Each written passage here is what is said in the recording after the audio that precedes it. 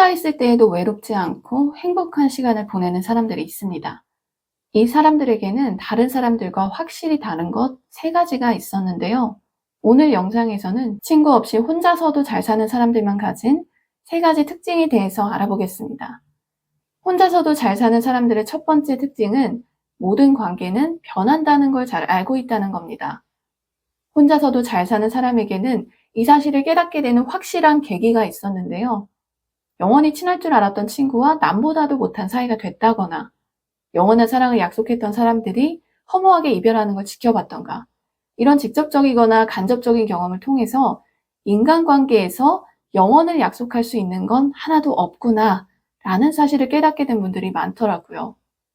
이 사실을 깨달은 사람들은 다른 사람들보다 인간관계에 훨씬 초연한 모습을 보입니다. 사람을 만나고 인연을 맺고 관계를 유지하는 일에 집착하지 않습니다. 왜냐하면 이분들은 알고 있거든요. 사람도 상황도 관계도 전부 다 변한다는 걸요. 그렇기 때문에 이 세상에는 영원히 좋은 관계도 없고 영원히 나쁜 관계도 없다는 걸 혼자서도 잘 사는 사람들은 확실히 알고 있습니다. 이걸 알고 있는 사람들은 인간관계에서 문제가 생겼을 때에도 마음을 빨리 회복하는 경향이 있는데요. 좋았던 관계가 한순간에 변하는 건 물론 슬프고 화나는 일이지만 운명적인 사랑도 한순간에 끝나는 세상에서 충분히 일어날 수 있는 일이라고 보거든요. 인간관계에서 오는 스트레스 대부분은 이 관계가 절대 변하면 안 된다는 생각에서 비롯될 때가 많습니다.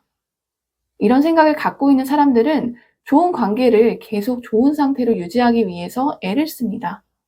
애쓰는 것을 넘어서 간이며 쓸개며 다 떼줄 정도로 무리할 때도 많고요. 이런 분들은 관계가 변하는 걸 선뜻 받아들이지 못합니다. 네가 어떻게 나한테 그럴 수 있어? 그러면서 아주 오랫동안 배신감에 치를 떨기도 하죠. 당연히 그렇겠죠. 나는 좋은 관계를 유지하기 위해서 좋은 사람, 좋은 친구로 남으려고 정말 최선을 다했으니까요. 관계가 변하는 걸 용납할 수 없는 사람들이 틈만 나며 친구들과 시간을 보내는 동안 모든 관계가 변하는 걸 알고 있는 사람들은 자기 자신에게 집중합니다. 이 사람들은 결국 내 옆에 영원히 남아있을 사람은 나밖에 없다는 걸 알고 있거든요. 무슨 모임이 있다더라, 누가 만나자고 한다더라, 이러면 할 일이 있어도 제쳐두고 나가시는 분이 계시죠? 괜히 안 나가면 친구가 서운해할 것 같고, 사람들이 안 좋게 생각하지 않을까 걱정되기도 하고, 일단 사람 만나면 즐겁기도 하고요. 관계의 변화성을 이해한 사람들은 이런 경우가 거의 없습니다. 이분들은 만날까 말까 고민되는 사람은 만나지 않습니다. 나갈까 말까 고민되는 모임에는 나가지 않고요. 차라리 그 시간에 나하고 시간을 보냅니다. 혼자서 책도 보고 영화도 보고 산책을 하기도 하고요. 보통 이런 분들이 자기 개발도 가장 열심히 하시는 경향이 있는데요.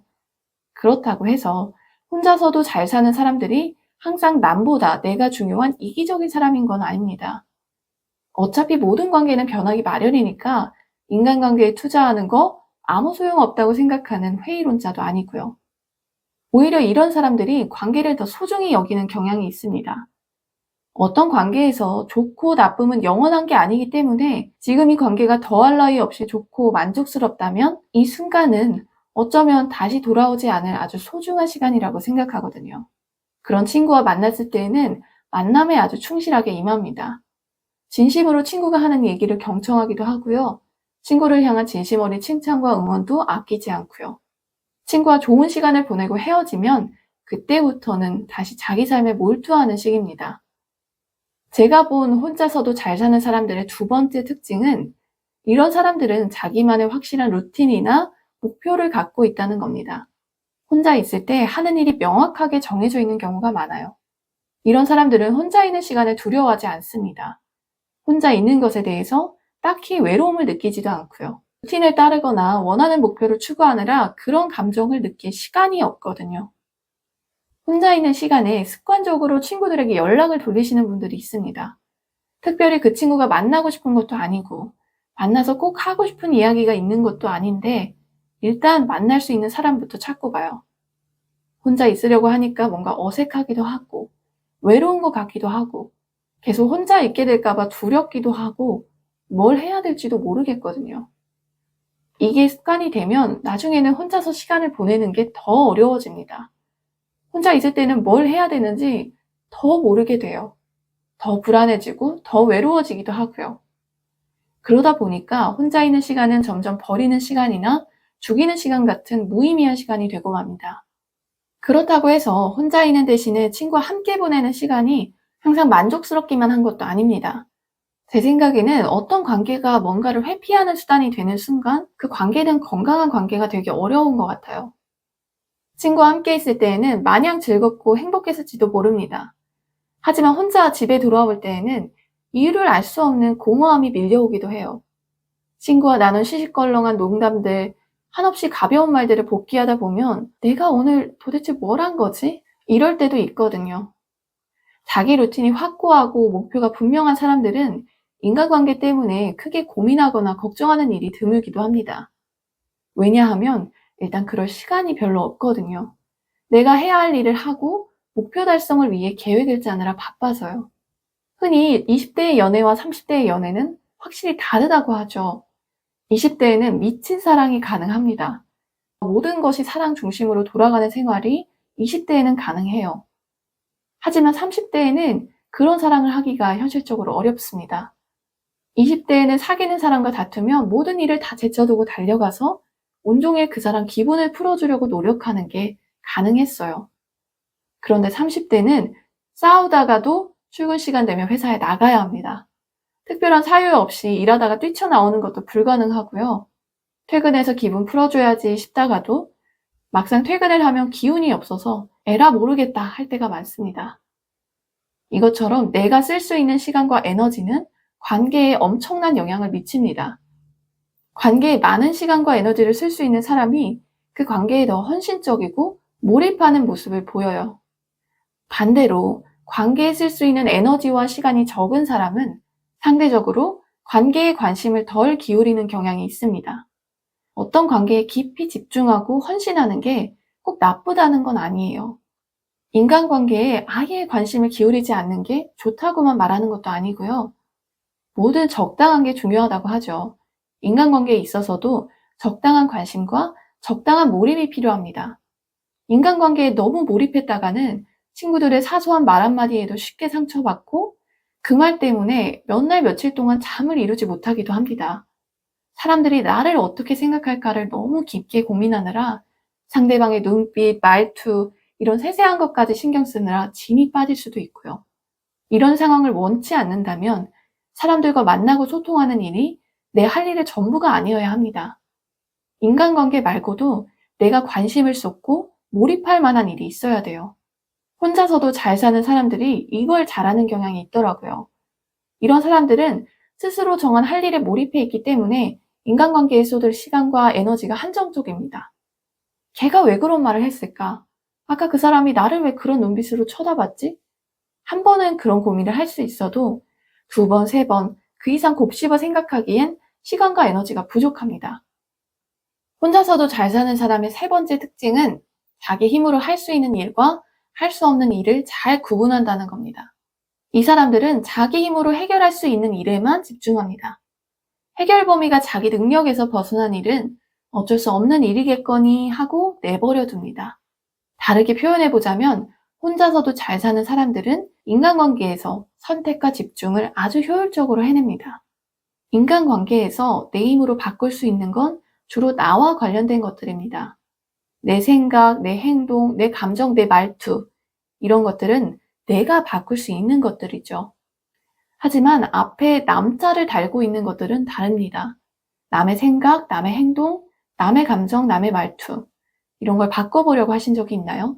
결과가 어땠나요? 아마 대부분의 분들이 뼈아픈 실패를 경험하셨을 겁니다. 혼자서도 잘 사는 사람들은 이 어려운 일에 절대 도전하는 법이 없습니다. 차라리 자기 자신을 바꾸고 말아요. 우리가 인간관계에서 가장 많이 상처받는 이유가 뭘까요? 대부분 다 다른 사람들, 남 때문에 상처를 받습니다. 남의 말투가 싸가지 없어서, 남의 행동이 기분 나빠서, 저 사람이 나를 안 좋게 생각해서 상처를 치료하겠다고 내 감정을 상하게 만든 남을 어떻게든 바꿔놓으려고 합니다.